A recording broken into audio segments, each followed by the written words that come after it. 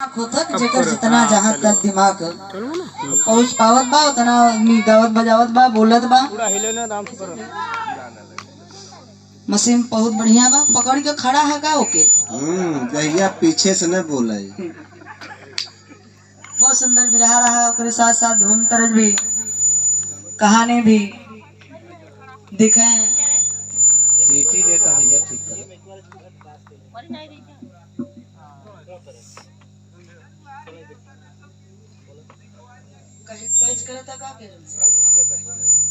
खींचे तो खींचे बदे तो लगा बा है।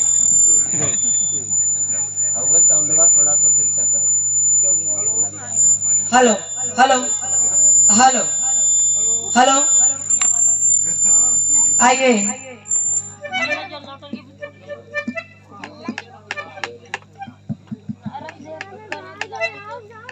बड़ी सुंदर भाव रही, बड़ी सुंदर बिरहा।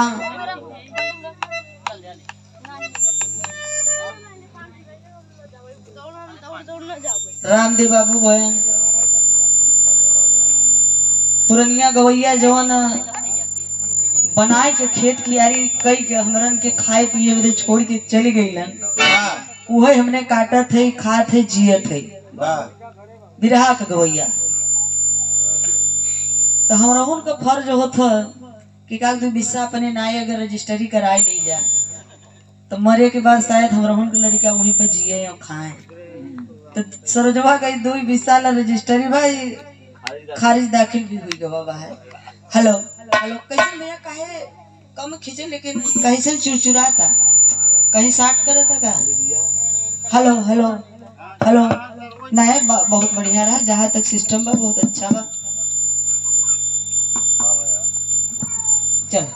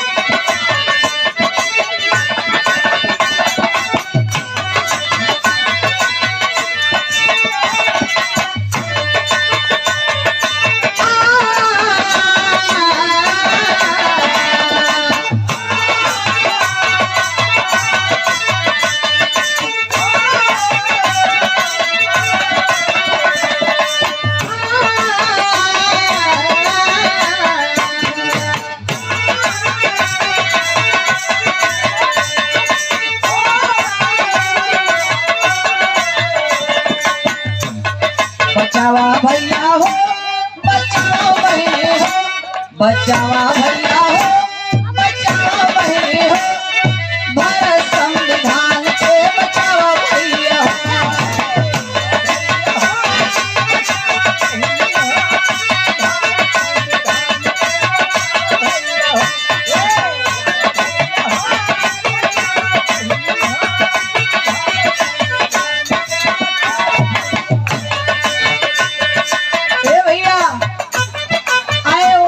SC/ST माइनॉरिटी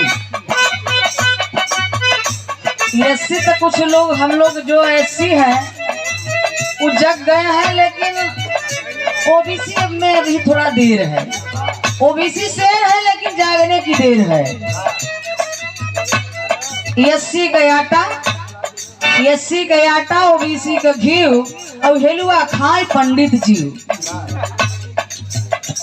वो नहीं वही में जियत खात है और हमने तो बिछड़ा के बिछड़े है, इसलिए हमारन का कीमत बहुत कम बा। कि धैकार लिखता तो के कोल लिखता तो के पटेल लिखता तो के यादव लिखता तो के मुसहर लिखता। हम लोग इतना बटे हैं कि बटे के बटे रह गए और आज भी बटे हैं। इसलिए हम लोगों का कीमत बहुत कम है। जो बटा है वो राजपाट से हटा है। झाड़ू देखते हैं, जब झाड़ू एक बंधन में बंधा रहता है तो झाड़ू कचरे को साफ करता है, और जब वो झाड़ू का बंधन टूट जाता है तो झाड़ू खुद कचरा बन जाता है। हम लोग कचरा हो गए हैं। दिखाते हैं हम सब कचरा। इसलिए देखते हैं अंगूर जब गुच्छा में रहा था, ठेलिया पे बेचा था, तो जब गुच्छा में रहा था वो अंगूर की कीमत बहुत ज्यादा रहा था, और गुच्छा से जब अंगूर टूटा रहा था ओकर कीमत बहुत कम। इसलिए हम लोगन का कीमत बहुत कम बा, बिखरा है, बिछड़ा है हम लोग। तो बचाइए। संविधान बाबा साहब करके चले गए कि जब तक संविधान जिंदा रखे हो तब तक समझ लो कि मैं जिंदा हूं, मरा नहीं हूं। तो साथियों, हमें आपको जागने की जरूरत है। कैसे बचेगा? अरे और निश्राम साहब जी कितना आंदोलन कर दिए हैं, कैसे बचेगा संविधान?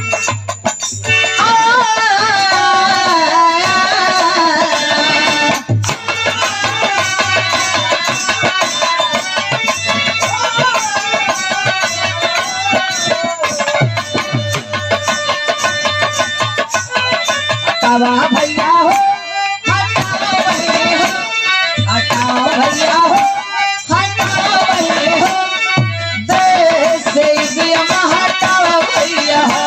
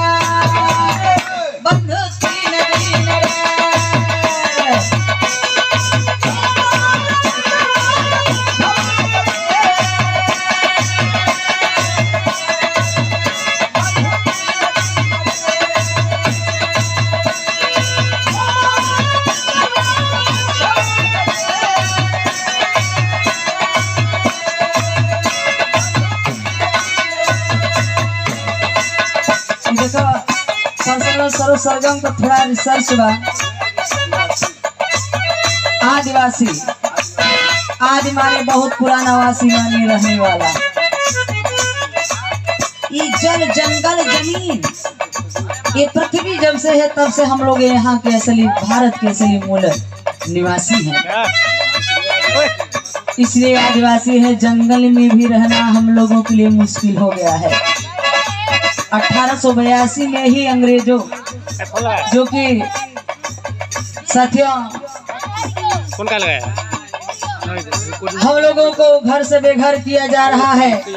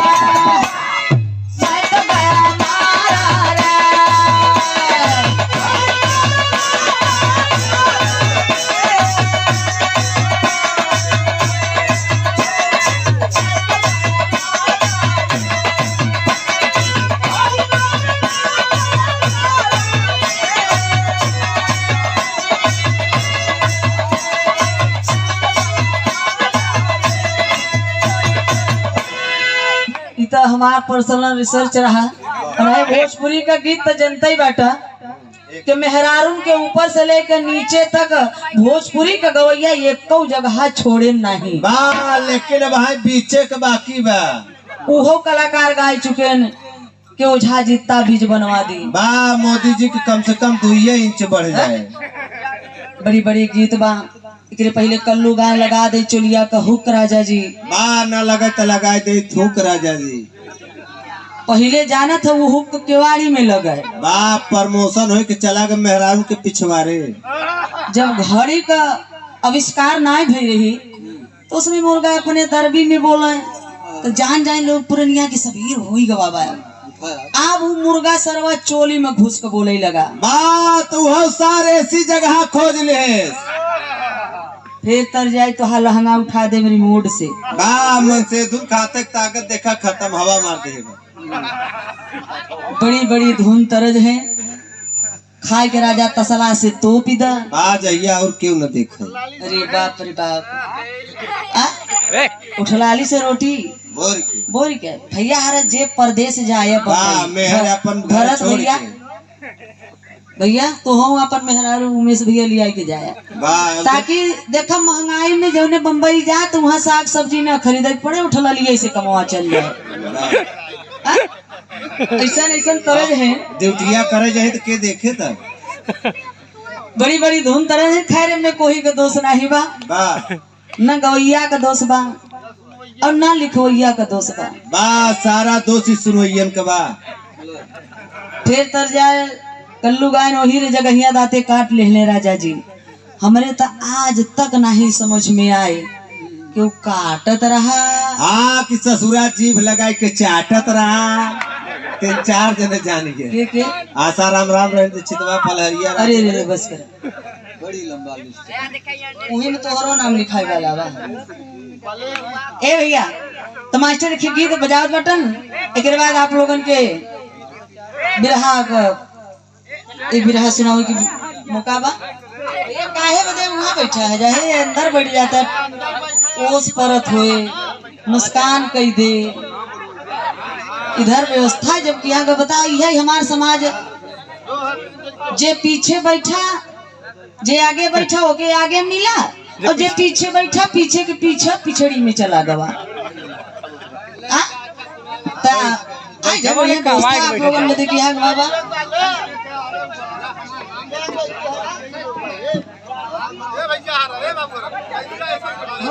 उमेश भैया चाय उधर भिजवा दे बलकाए के एकदम गरम रहा। हाँ बड़ा मशीन चीज देखो जब तुहार याद बैठ गई बा तो हमारा लगे समझ ला इसमें कटाई लगा बा।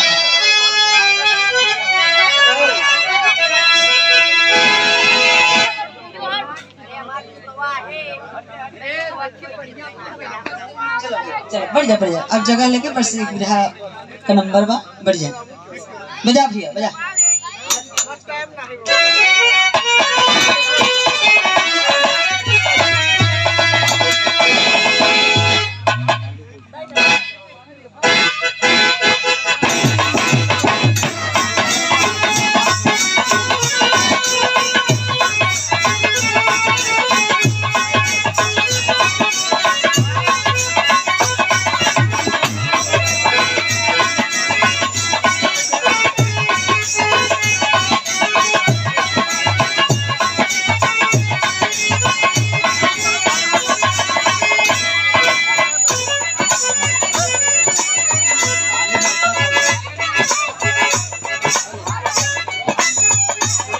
अच्छा तो फरमाइश भाई 2 लाइन में के बाद आप लोगों के हम बिरहा सुनाए जाते हैं क्योंकि मिर्जापुर का हमें आपको गर्व शान होता है। बाहर मिर्जापुर ऐतिहासिक धरती 2 लाइन के जरिए भाव है हमारी पर्सनल अलग से रिसर्च बा जो कि राम मिलन कवि जी लिखे। हमारे हर प्रेम प्रचंड कवि जी का बहुत बड़ा सहयोग है और हर देखे बेरबंसी ही सुरेश है इधर मास्टर साहब हैं सभी लोग हैं और सभी कलाकारों का बहुत बड़ा सहयोग है भाव में।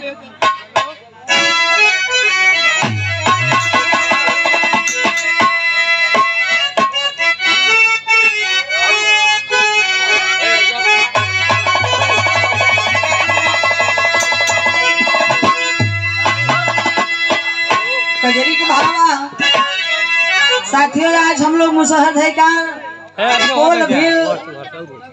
इतना ही नहीं, सभी लोगों को, अगर हम लोगों को शूद्रों को अधिकार मिला है तो संविधान जिससे देश चल रहा है, सब माने बराबर, विधान माने नियम कानून। तो साथियों, आज चाहे जितना रुपया पैसा धन दौलत जितना हो सकता आदमी कमा के इकट्ठा कर लेत बा, संविधान के पहले हमारे तोहरे घरे के ए बाबू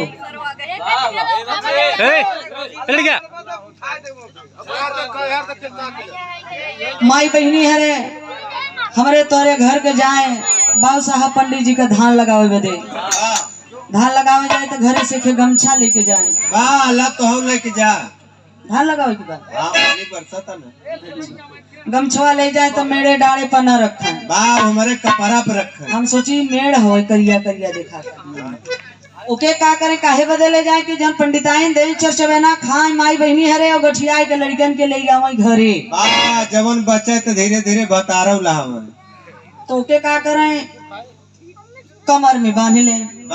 गमछवा के कमर में काहे बदे बांधे जाना था? हाँ, जहिया धोती न सरकार धान लगावत रहे और गावत रहे। फरमाइश में बा 2 लाइन मास्टर हार।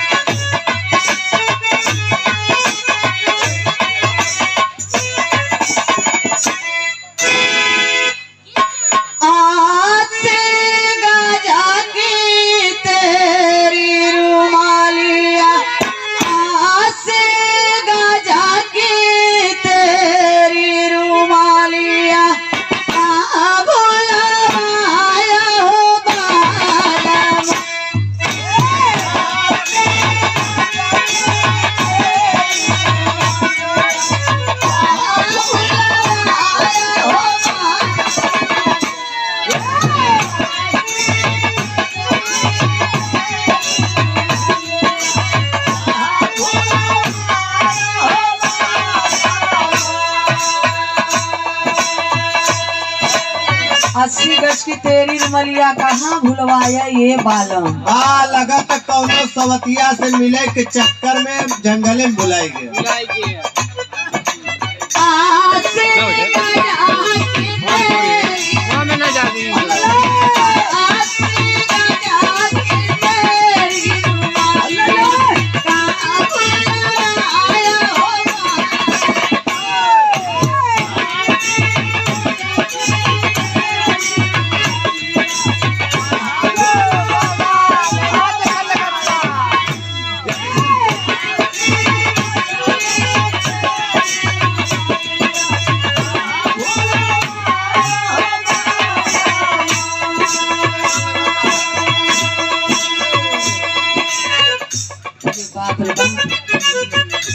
तो यहाँ पिराई लगा, कियारी में पानी गर्म था, ऊपर से घाम लागता। पीछे से पानी फेंकता है। मेहनत है। हाँ वह तो हम कहते हैं।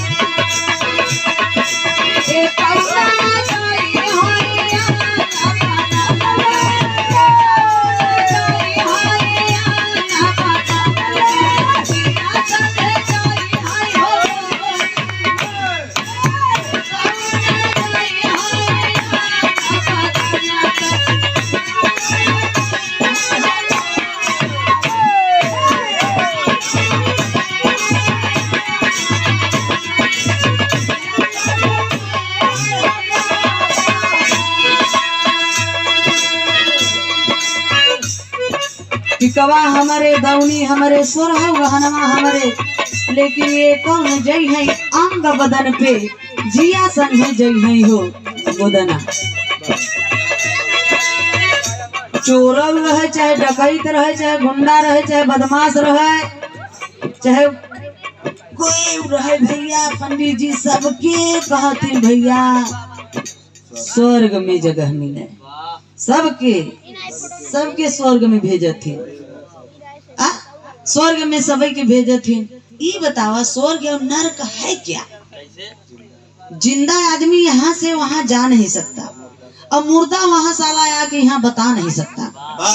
तो स्वर्ग नरक देखा है किसने? बाप तो के पता नहीं भी बाभन कुल मिल के माल कमाए बदे जजमानी फैलावे बदे व्यवस्था तैयार कर। अरे बाप रे बाप, तब न आवे के मुहूर्त न जाए के मुहूर्त, सरवा बिचवा में मुहूर्त पैदा हुई गे बाबा। ते माया नगरी है, ये संसार है, सबको जाना है। नैहर यहाँ बा, ससुराल कहाँ बा? ऊपर। सबका दुल्हा कहाँ है? बा ऊपर बेड लगा के जोहत है। तो कहिया जाबू? जहिया समय हो। नहीं तो हर मुहूर्त देखे की पड़े। पत्थर तो कहा नाम बा भैया हमारे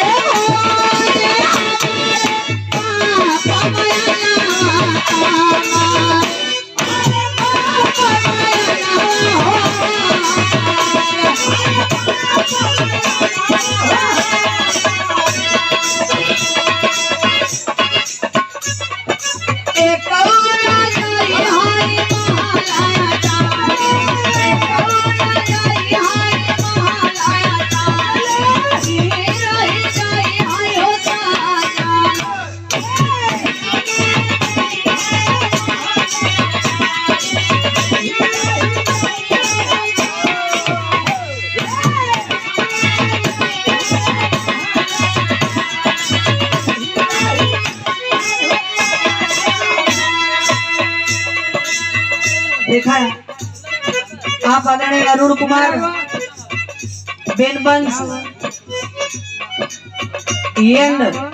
ग्राम मवई कला हलिया मिर्जापुर भाव पे 100 रुपए का पुरस्कार दे।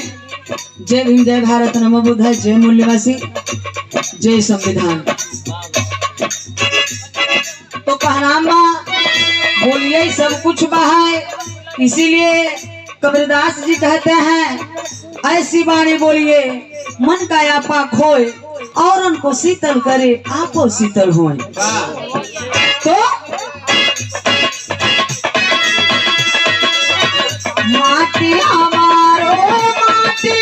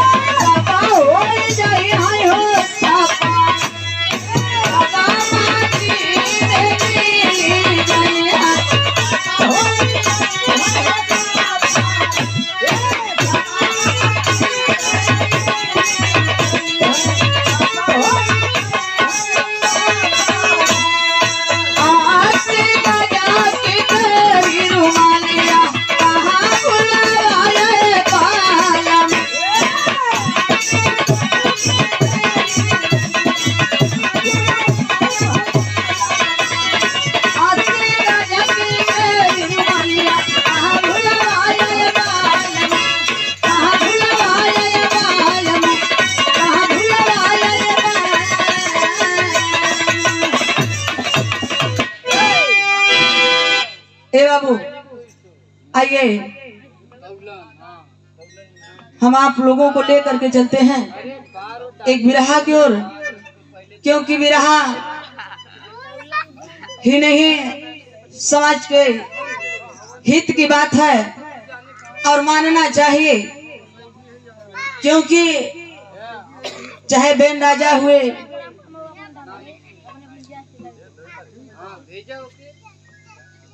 महाभारत में उस समय जैसे एकलव्य को दिखा दिए, कहीं महाभारत में जोड़ दिए तो कहीं रामायण में, तो ये सब गीता रामायण महाभारत इसी का वेद पुराण जो कि सुप्रीम कोर्ट हाई कोर्ट की छोटी अदालत है नहीं 1976 में ही ने बाबूजी कोर्ट फैसला दे दिया, बाबू ललई राम यादव समाज के लिए लड़ाई लड़े कि सच्ची हमारा समाज रामायण पढ़े, सच्ची बात इतिहास पढ़े और उसके बारे में मेरा लोग जाने, क्योंकि उनका लिखा हुआ चीज उस समय कोई छाप भी नहीं रहा था, लेकिन समाज के लिए घर द्वार सब कुछ बेच डाले, घर में ही छापखाना खोल डाले और छापे कि मेरा समाज पढ़े।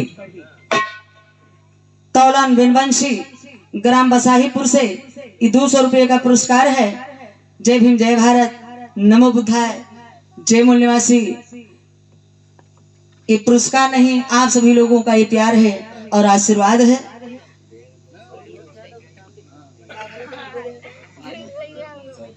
आइए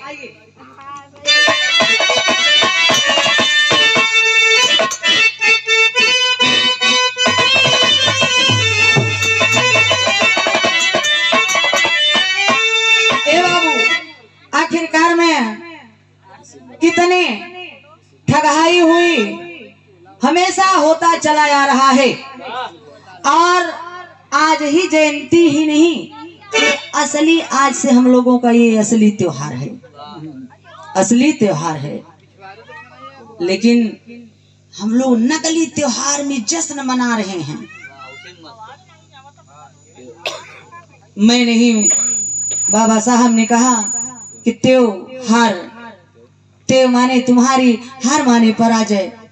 आए मूल निवासियों, भारतवासियों, जब जब तुम्हारा हार हुआ है, जिस जिस दिन तुम्हारे राजा की हत्या हुई है, राजपाट शासन सत्ता छीन लिया गया है, उस दिन इन ब्राह्मणों द्वारा बनाया गया त्योहार है।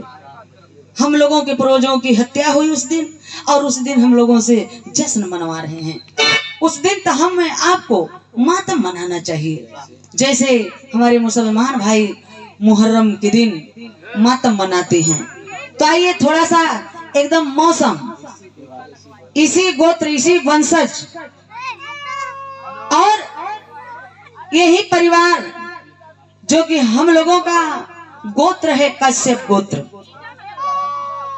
हम सब एक हैं, लेकिन फिर भी हम लोग दूर हैं, इतना दूर हैं कि अगला मजा ले रहा है। ए बाबू, तो आइए हम लोग चलते हैं। बसंत पंचमी भी कहते हैं कि आज है कि कल है? आज है। अच्छा, आज बसंत पंचमी। देखा हमारे उमेश भैया ये डेट हेर के रखे हैं। आज बसंत पंचमी का भी दिन बा, मतलब आज सरस्वती माई का पूजा होता। हाँ, ज्ञान का देवी माई का। बाहरे बतावा, सरस्वती ब्रह्मा का बिटिया, सरस्वती ब्रह्मा का मेहरारू। बात ही तो के नहीं पता, ब्रह्मा अपने बहनी गायत्री छोड़बे नहीं करे। बताओ, इन्हें विदेशन के हमने वेद पुराण में वही पढ़त है, वही जानत है। आखिरकार में जर्मनी में, जापान में, विदेश में आखिर गीता, रामायण, महाभारत, वेद पुराण नहीं बा, केवल सर्वा भारत भरे में वो आसमान से आए के टपक पड़ा, वो भी चुंडी वालों के मकान पे। बात तो के पता ना, बेंटीना अपने तरफ खींचे तब ही आई गवा। ए बाबू, तो देखें क्या वेद है, क्या पुराण है। शंकर जी अंजनी के काने में बीर डाल दे तब हनुमान जी पैदा हो गए। बा कनवा में डालले से हो। उद्यान ऋषि का वीर सरवा पत्ता पे बहुत जात रहा। राजा दशरथ के बहिन चंद्रकला चाट लेहिन तब सरवन पैदा हो गया। बा तू वीर नहीं, मलाई रहा मलाई। अपने मेहरिया चटा देख पट्टे चटा दू चाटे यहू समय पैदा करे, तब न माने समाज कि यहू समय चाटे से पैदा होता है। तुलसी दुबे बांदा चित्रकूट का रहने वाला, उसने लिखा है रामचरितमानस में कि तीनों रानी सुमित्रा, कैकेयी, कौशल्या, तीनों रानी खीर खाए श्रृंगी ऋषि निषाद के गुफा में चोरी चोरी। हो नहीं आ रहे, तब जाए के भरत, शत्रुघ्न, राम एवं लक्ष्मण पैदा भय। बा खिरिया खैले से हो। लिखे वाला वो समय पढ़ा लिखा तो था नहीं। भाई भांग बहुत तेज खाता था, दारू पीता था। लेकिन इस समय मेरा समाज, मेरा लोग साइंस विज्ञान लेके पढ़त बाटन। तनिका देखा, सोचा जे मोहे से खाई तो गर्भाशय में जाई कि अमाशय में जाई। अरे यार, वो जमाने में गर्भाशय अमाशय करेक्शन एक रहा। चुतिया बना रहे। हाय तुलसिया ससुराल तो के बीसन जूता मार के तब उसे पूछे। तबई लेके धोवत है ना ललका ओढ़निया ओढ़ाई के पढ़त है या दोहय। हमार समाज दोहय में फंसा के फंसावा। बताए ना कि जिसका विरोध सबसे बड़ा इसी का विरोध किया हमारे पूर्वजों ने। ये लोग न रामायण में न गीता में न महाभारत में कहीं कुछ नहीं, शंख मंत्र कुछ नहीं बजाए। जो चक्रवर्ती महाप्रतापी राजा हैं, अरे यार उनको क्या जरूरत है? शंखवा बजाए देते तो किसान आंदोलन खत्म हो जाता है। तुलसिया साला चूतिया दोहा दिया बनाए, अपना साला मर गया, हमको दिया फंसाए। हम लोग उसी में फंसे हैं। तो यार ये जो वर्तमान में इस समय चल रहा है, आज के दिन बसंत पंचमी,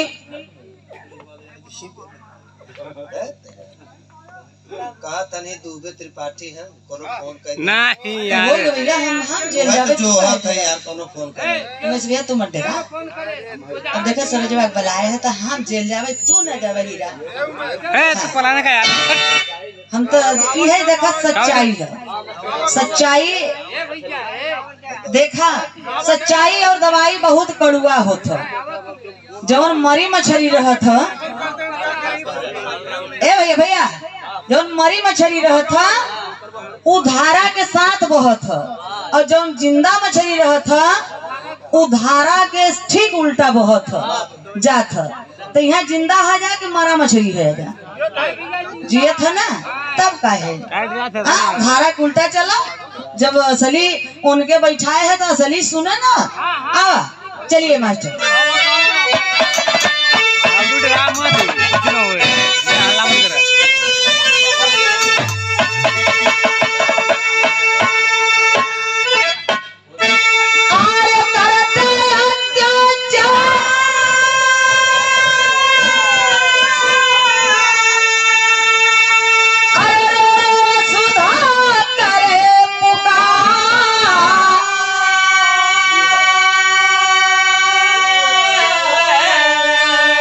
जागो यमर सपूत गर हो सच्चा संतान।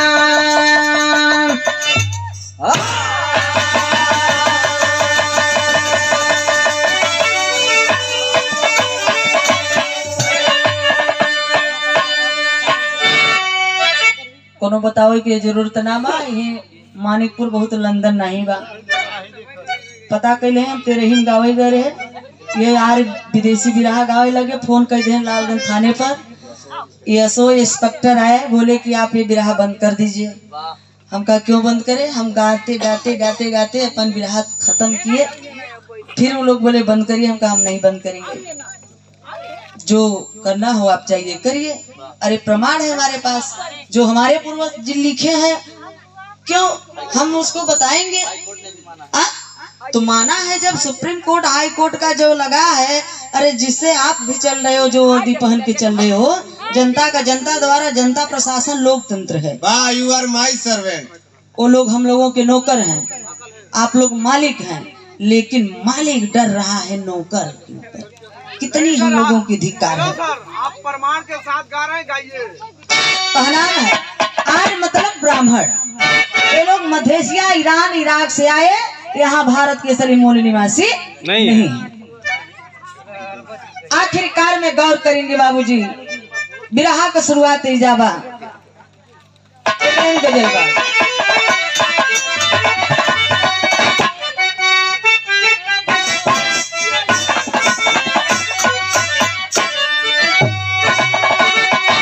नजरे मिला मिला, नजरे मिला मिला, मुस्कुराइए गया।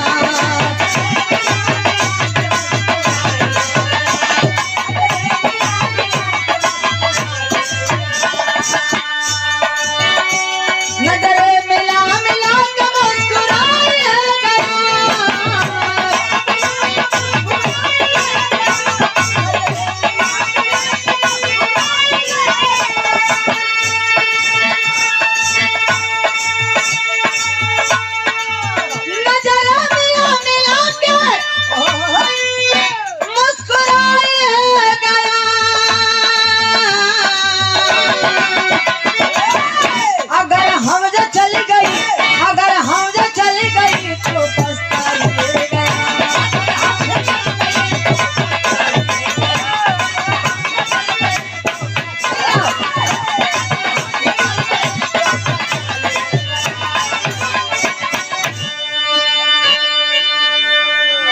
कबीर जी भाव लिखे, मालिक ने हर इंसान को इंसान बनाया।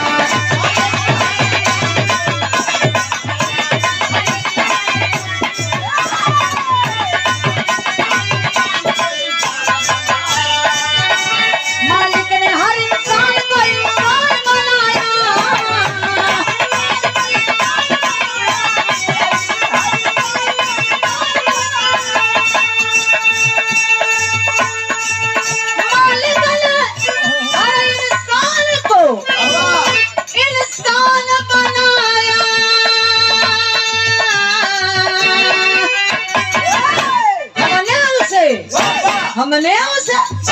हमने उसे हिंदू और मुसलमान बनाया।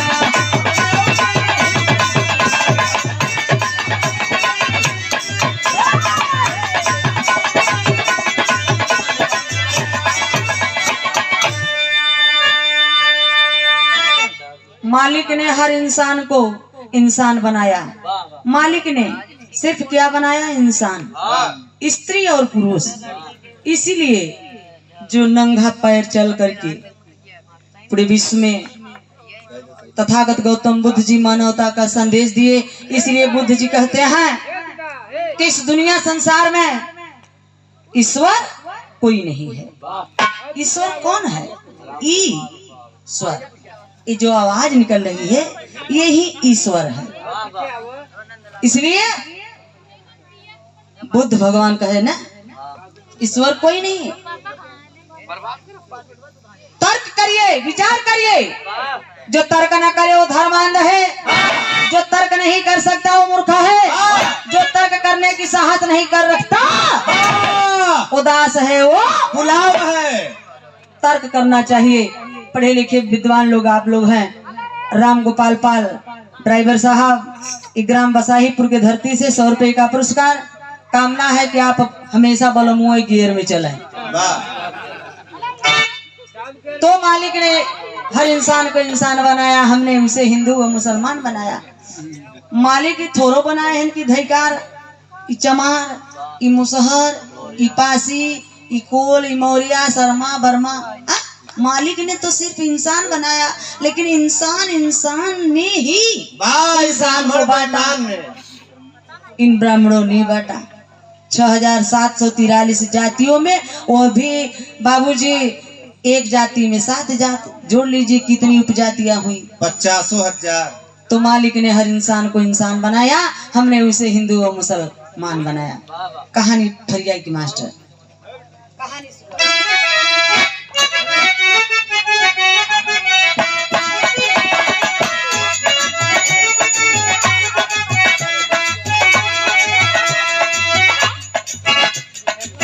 सुनिए गौर से, हर कोई की कहानी है।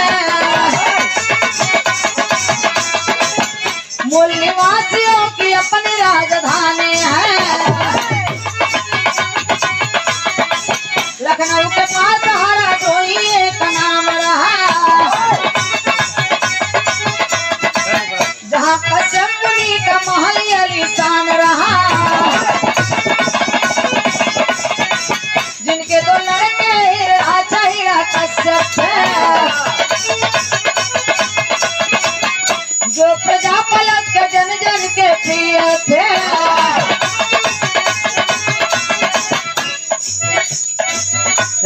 वीरता की दुनिया गुणगान करे। अच्छा योद्धा मिलकर उनको सलाम करे।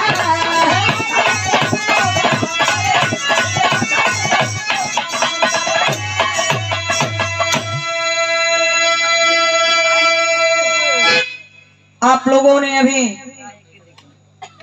कनौज के राजा अंगबेन राजा किला जो प्रमाण में है, आखिरकार उस किला है वो हम लोगों के लिए है। आज जो लखनऊ के पास हरदोई जिला के नाम से आज हम आप जानते हैं, हरदोई का पुराना नाम है हरिद्रोही। हरि माने विष्णु और द्रोह माने विद्रोह करने वाला। वहां किला आज भी प्रमाण में है। उस किले का राजा कश्यप मुनि, रानी दीति, दोनों राजा रानी के बीच में 2 लड़का। बड़े लड़का का नाम हिरणाक्ष, छोटे लड़का का नाम हीरा कश्यप, और एक बिटिया रही, बिटिया का नाम बाबूजी हुलका। समय धीरे धीरे बीतत गल। कुछ समय के बाद राजा हिरणाक्ष उम्र समय बढ़े लागल दोनों लड़कन का। लेकिन बाबूजी समेत जब बीतता गया, मालिक की मर्जी देखें, राजा कश्यप मुनि, रानी दीति ये दुनिया संसार छोड़ के चल गईलन। जब मर गईलन तब बड़का बेटवा राजा हिरणाक्ष राजा बन के राज चलावे लगलन।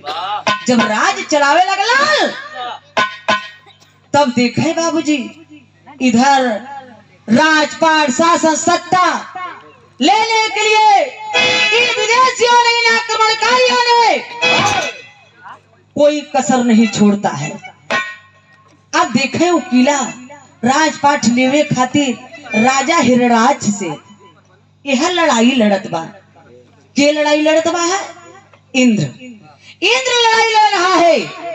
1 मिनट बदे मान ला, उधर मान ला, उधर इंद्र मान ला, और यह राजा हिरणाक्ष।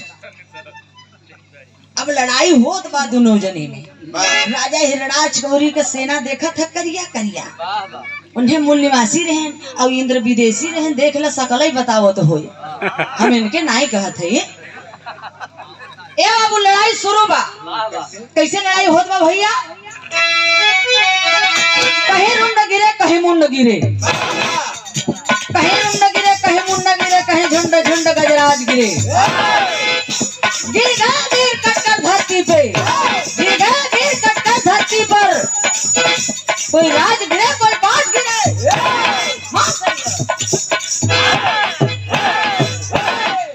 ये सही है, मारत सही हुआ, लेकिन कहीं कहीं छुछिया मार दे। ऐसे बेचारा अपने घरों मारा था। हमें घरे से काम मतलब। हाँ, एक बड़का भैया पूरा करे। होएगा घरे का काम हो, कोई भी पूरा करे के चाहे। ए भैया उम्मे लड़ाकू कैसन कैसन रहे? रंगबाज, रणबाज, तावबाज, रंडीबाज, इहो क्वालिटी के रहन का। हर क्वालिटी के रहन। लड़ाई होत बा। अब लड़ाई कैसे होत बा भैया? यह राजा हिरणाक्ष और इंद्र से तर्ज लगल मास्टर।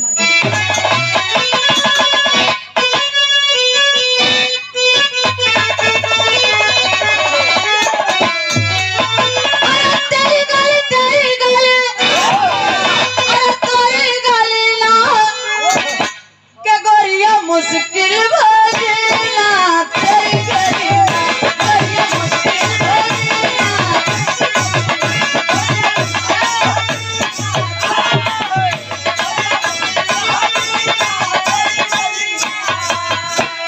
अरे तोरी गली, अरे तोरी गली ना, जब फेंकबो पसीना वही गली, जब फेंकबो पसीना वही गली।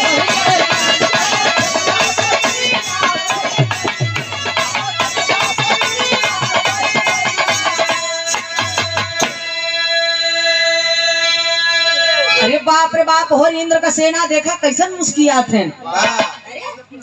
वाह पिछवड़िए भगी। यहाँ का भी सेना देखा, एकदम तैयार। तैयार हो जाओ, तैयार हो जाओ। तैयार है रे मुरझावा। क्या दोनों जाओ लड़ो। और देख ले मूछा टेबथन हो तो क्या दोनों कर जाए बाघेला, जब से कर जाए बाघेला।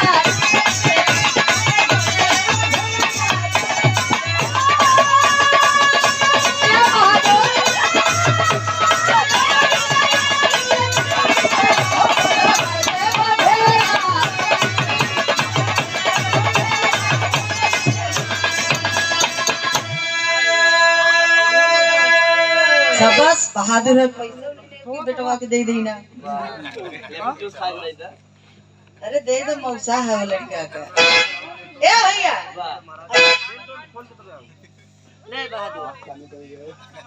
15 रुपया ये लगा ली है, 65 रुपया हो जाए। कवि जी भाव लिखे हैं, इंद्र का सेना मारी गैया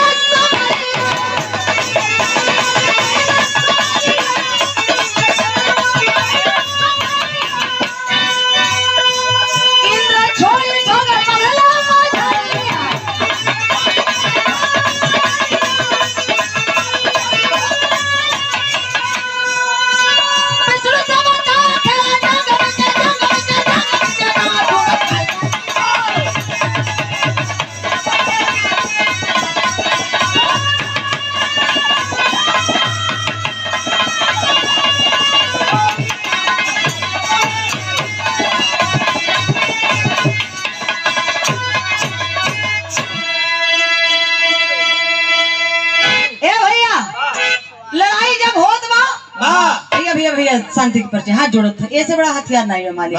आइयो बात घरे धई के आए हैं, लड़ाई होत बा।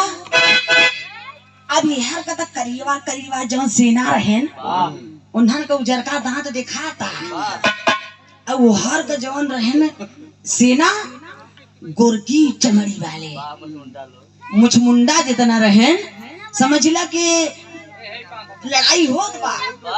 लड़ाई लड़ते लड़ते लड़ते लड़ते आखिरकार में राजा एहर हिरणाक्ष ओहर इंद्र का सारी सेना खत्म कर दिया। इंद्र का सारी सेना खत्म, जेहर देखा वो हर खून ही खून, लाशई लाश देखा हर सब लाशई लाश। अरे यार हम यहाँ बात नहीं करते, हम यहाँ थोड़ा बात करते।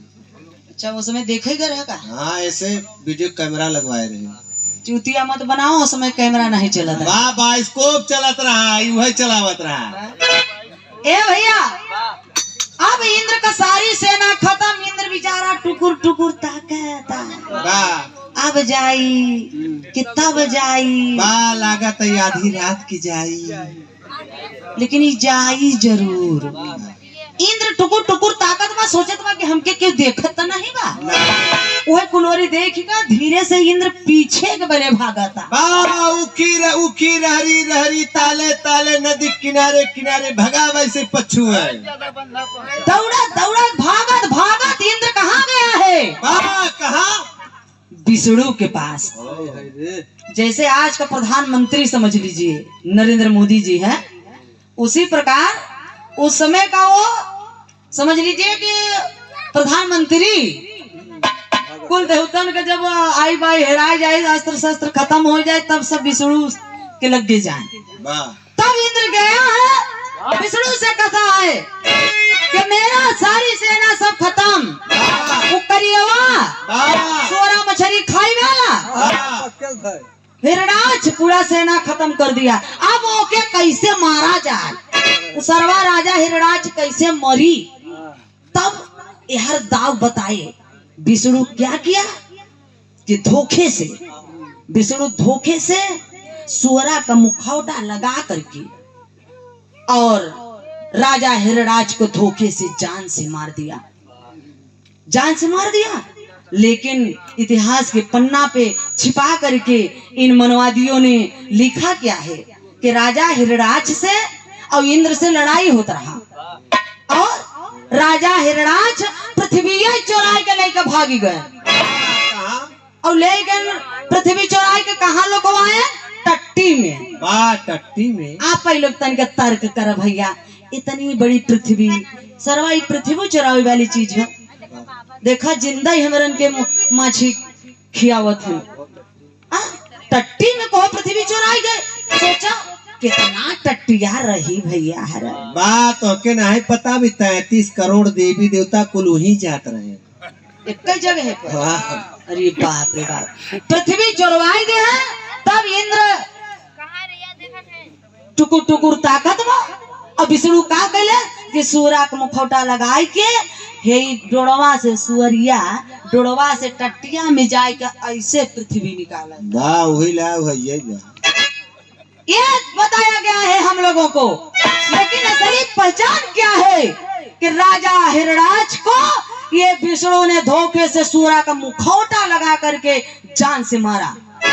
जब जान से मार दिया तब छोटका भैया हीरा कश्यप सोचत बाटन कि अब का करी, मने मैं सोचत बाटा।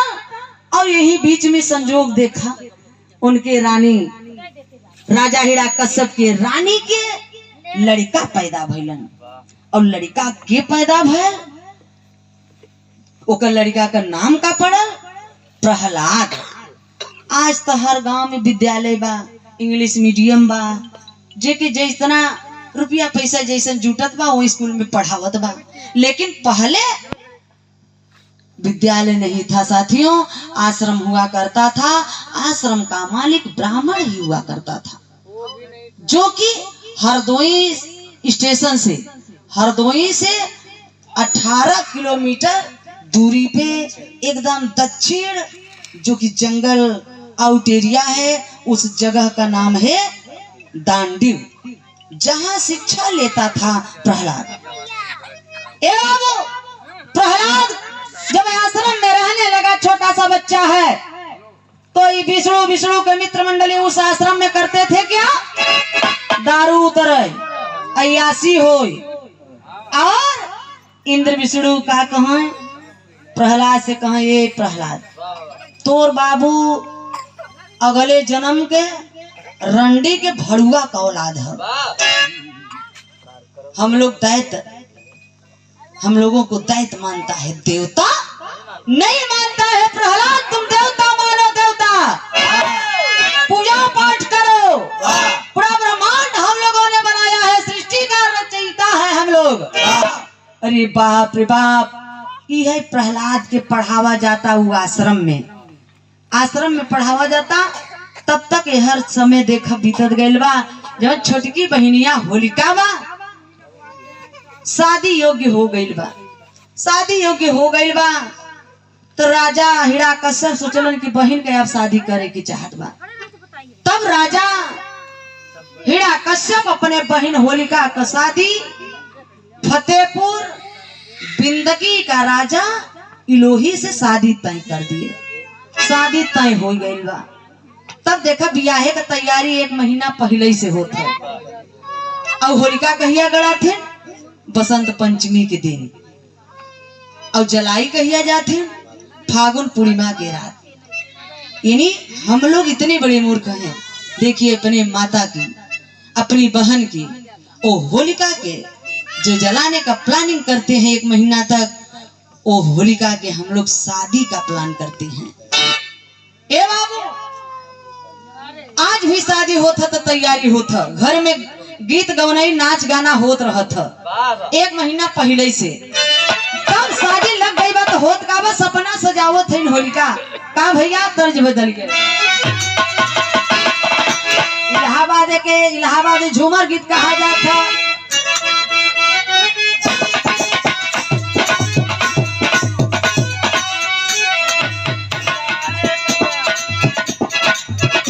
कोनो मर्द के अंदर कमी आ गई, भाव के चाय भी धैल है सो। अरे भाई बहुत योजना चला बा, काहे परेशान है? कौन कारण बहुआ तोड़ दहिया हो गई।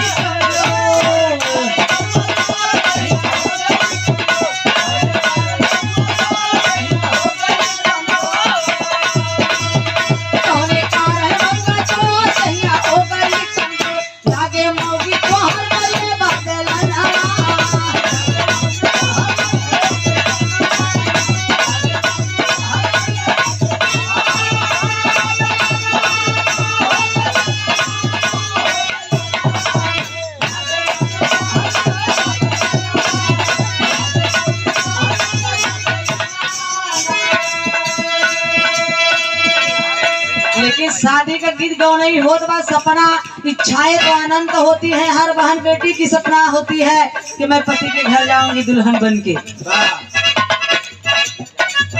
होलिका सोचे, होलिका ताकत टुकुर टुकुर जरा कर धुकुर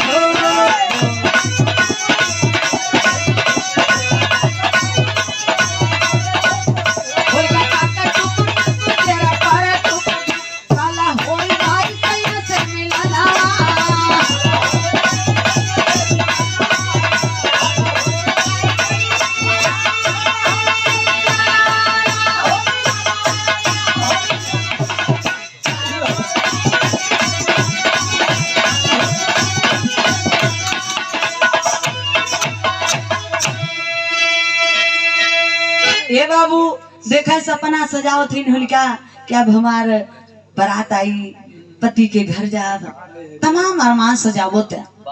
लेकिन यही बीच में प्रहलाद एक दिन अलन घरे अलन प्रहलाद, अपने बाबू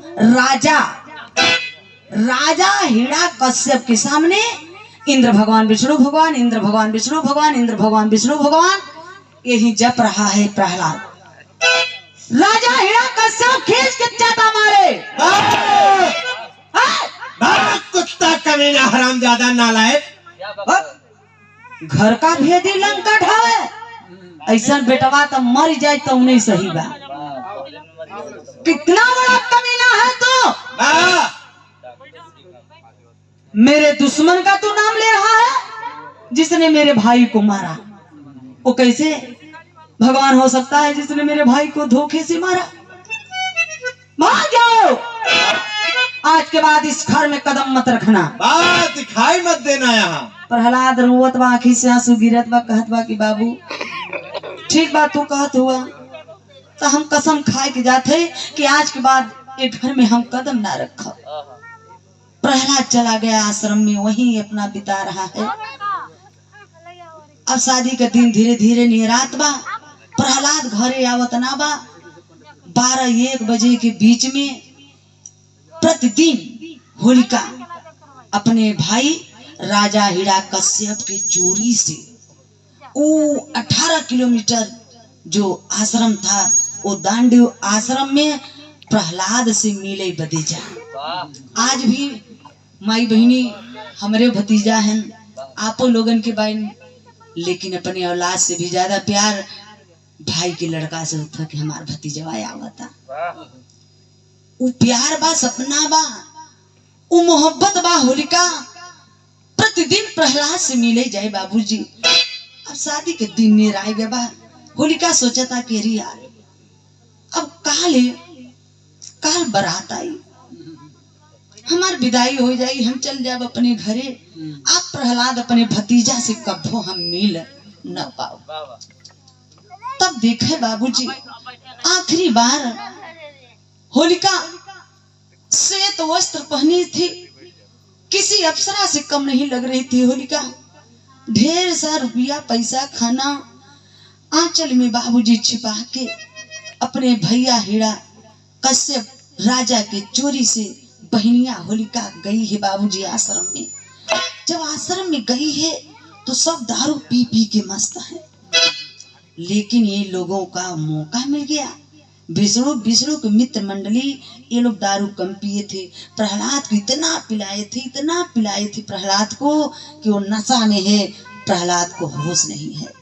जब होलिका गई है आश्रम में जगावत बाप ने प्रहलाद भतीजा के, ये प्रहलाद उठा देखा तोहार बुआ आई बा, आखिरी बार मिले आई है तो से उठा। लेकिन प्रहलाद के होश ना बाबू, इतनी में कमीना देखे मौका पा जाते हैं। उस आश्रम में, उस जंगल में बाबूजी विष्णु के मित्र मंडली नशे में हमारी आपकी बहन बेटी माता होलिका का बाबूजी इज्जत लूटत बाटन। उसमें इज्जतिया कई हर भीख मांगता। होलिका कहत बाबू छोड़ दे, काल हमार बारात आई, हम केहू का पति है, हमार पति आवे वाला बाटन, हम किसी के पत्नी होए वाले है, छोड़ दे बाबू, हमारी इज्जत मत लूटा। होलिका रोई को उसमें इज्जतिया का भीख मांगत बा विष्णु के मित्र मंडलिन से। ये भाव पे हमारे बड़े भाई आदरणीय किरण क्लिनिक मवई कला डॉक्टर श्रीकांत जी की ओर से 100 रुपए का पुरस्कार है। जय भीम, जय भारत, नमो बुद्धाय, जय राजा बेन, जय वीर क्लब, जय संविधान। ये बाबू इज्जतिया का भीख मांगत बा होलिका कैसे?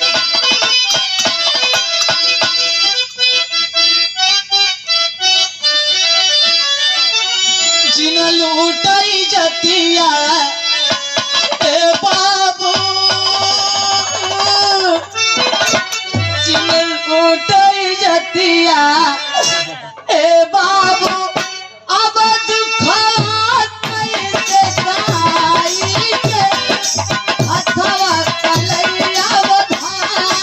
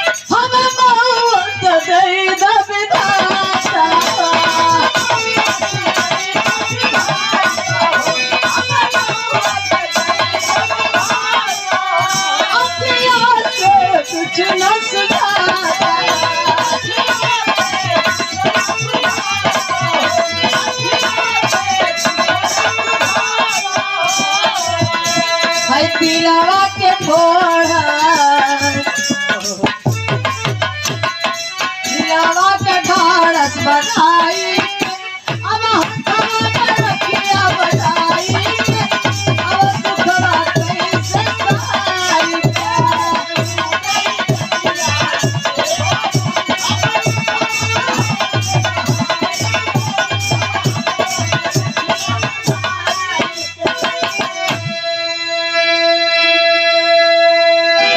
बाबू होलिका रोवत बाई जती है छोड़ दो बाबू छोड़ दो, लेकिन बाहर कमीना थोड़ा सा भी दया नहीं आया। विष्णु विष्णु के मित्र मंडली मिल करके होलिका की इज्जत जब लूट लिए तब सोच रहे हैं कि अरे यार ये तो राजा की बहन है, राजा का आदेश ही सजा हुआ करता था, सुबह राजा को पता चलेगा तो पता नहीं हम लोगों को क्या सजा देगा। इससे अच्छा रातों रात इसको समाप्त कर दिया जाए, न रही बास न बाजी बाजी। इज्जत लूट करके बाबूजी आप वही होलिका को जलाने का प्लान करते हैं। केहू का छपड़ा नोच के लिया, केहू का खटिया मचिया लकड़ी गोईठा कुल इकट्ठा करके बाबूजी होलिका को जिंदा 12-1 बजे की रात के बीच में वो जला दिए बाबूजी। आखिरकार तर्क करिए, सोचिए, वो औरत थी माता होलिका, आखिर लड़ाई का भी एक समय होता रहा। सूर्योदय के बाद और सूर्यास्त के पहले लड़ाई बंद, लेकिन रतिया का कौन लड़ाई होत रही औरत से। और मुहूर्त होली का जलावे बदे कब निकला था? 12-1 बजे के बीच में। आखिर क्यों? ये षड्यंत्र रचना है। हम लोगों की माता, हमारी वो माता की इज्जत लूटी गई, जान से मार दिया गया, फिर भी इन मनवादियों ने हम ही लोगों से उल्टा जश्न मनवा रहे हैं। ए बाबू, इज्जत लूट के जला दिए। जब सुबह हुआ है, राजा उठे, खोज रहे हैं, शोरगुल हो गया कि रिया राजा की बहन की इज्जत लूट करके और जान से मार दिया गया।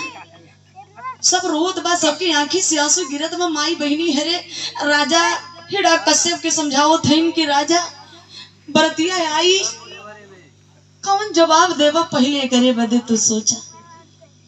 लेकिन बाबूजी उस समय राजा हिड़ा कश्यप रोवत बाटन, का रोवत बाटन? सोचा चाहे मेरे तोहरे घरे के बात हो, जो ने बहनी के बारात आवल वाली बा, रिश्तेदार नातेदार जुटल बाटन बाबू, वो बहनी दुनिया में ना बा। राजा हिड़ा कश्यप रोवत बाटन, कैसे?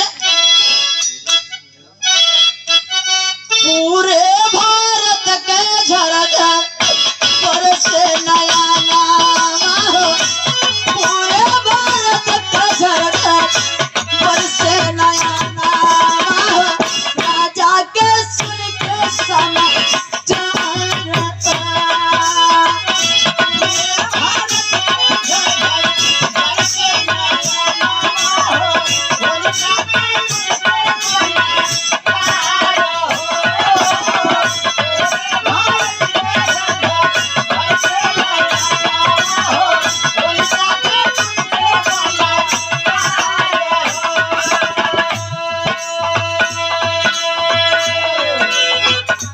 चिंता में डूबे बाबा सागर नागरिया,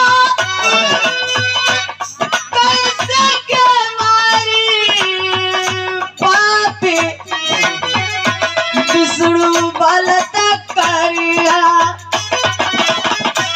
चली गैया कैसे पैसे बचा लूंगा, चली गैया कैसे पैसे बचा लूंगा, और चली दूधावती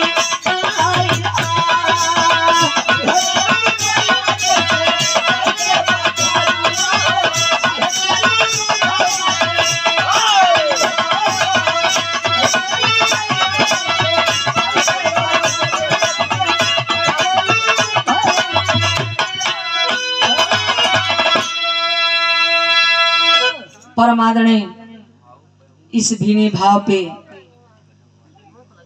होलिका की शहादत में कन्हैया लाल बीरबंसी विशेषरपुर के धरती से 50 रुपए का पुरस्कार है। जय भीम, जय भारत, नमो बुद्धाय, जय मुन्निवासी।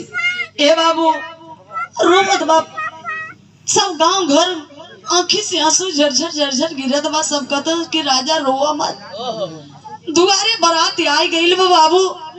राजा हीरा कश्यप सोचत बाटन कैसे बरतिया वापस करी। फिर भी दौड़ के गए अपने जीजा के पैर पर गिर गए। कितना भी छोटे थे लेकिन देखें पैर पे राजा हीरा कश्यप गिर के कहते कि जीजा बरतिया लेकर वापस चला जा। आपको होए वाली पत्नी होलिका हमार बहिने दुनिया में ना बाटी। अरे बाप रे बाप, पैर तलुआ तर से माटी खसक गई। सब दाते उंगली दाब के खड़ा बाटन। सब सोचत बाटन। राजा यहर सोचलन कि कैसे बरतिया वापस लेके जाए। हम बिंदकी फतेहपुर जाब तो कैसे मुहवा दिखाई लोगन के। फिर भी बाबूजी हिम्मत कसत बाटन की बारात हम लेके चल जाते। लेकिन हमारे होए वाली पत्नी होलिका की जलाई कहाँ गए हैं। लोग बताए कि चलिए देखिए यही राखी बचा है, ये जगह है, ये जगह है, यहीं पे होलिका को जलाया गया है। बाबूजी बाहरे राजा इलोही होलिका को होए वाला पति हाय होलिका कह के ओ बाबूजी रखिया पे गिरे ना। तो जितना रखिया उड़ी पश्चिम की तरफ चले जाइए उसको धूल उड़ी होली कहते हैं। ए बाबू लेकिन देखें जैसे शमशान घाट की मिट्टी लोग ले करके माथे लगाते हैं, वैसे यह राजा इलोही अपने होलिका को देखे रखिया ले के पागलपन देखे प्यार में रोवत बाटन। और एक बात कहत बाटन की पगली रखिया के कहत बाटन की पगली देख रे तोरी बदी खा लिया है। रोई के कहत बाटन का हमें बीच धारावाही में छोड़ गई